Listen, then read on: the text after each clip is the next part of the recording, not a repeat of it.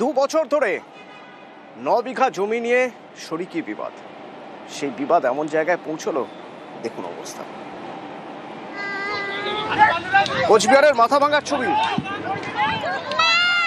2 বছর ধরে শরিকি বিবাদ চলছিল এই জমি নিয়ে। এবার যখন গতকাল চাষ করতে যায় সে সময় বহিরাগত ডেকে এনে হামলা করা হয় বলে অভিযোগ। ভাবুন, মহিলারাও ছাড় পাননি। রাজেশ আছে আমার সঙ্গে ফোনে। রাজেশ, এখনো পর্যন্ত যা জানতে পারছি তাতে মোট 4 জন হাসপাতালে ভর্তি, তার মধ্যে 3 জনই মহিলা। এতই মারাত্মক মারপিট হলো কাল। দেখো, মাথাভাঙা 2 ব্লকে ঋষিগঞ্জের বড় চকিয়াছড়া এলাকায় 9 বিঘা জমি নিয়ে কিন্তু দীর্ঘদিন ধরেই 2 শরিকি আত্মীয়ের মধ্যে ঝামেলা চলছিল এবং সম্প্রতি এই ঝামেলা রণক্ষেত্রের আকার ধারণ করে।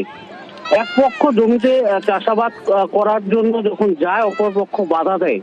এরপরেই কিন্তু লাঠালাঠি এবং হাতাহাতিতে জড়িয়ে পড়ে দুপক্ষ।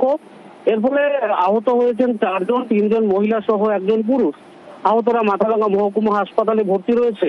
ইতিমধ্যে থানায় তারা এই বিষয়টি নিয়ে অভিযোগও জানিয়েছে। অপর পক্ষের কোনো প্রতিক্রিয়া পাওয়া যায়নি, তবে পুলিশ যেটা জানিয়েছে যে ঘটনা তদন্ত শুরু করেছে পুলিশ।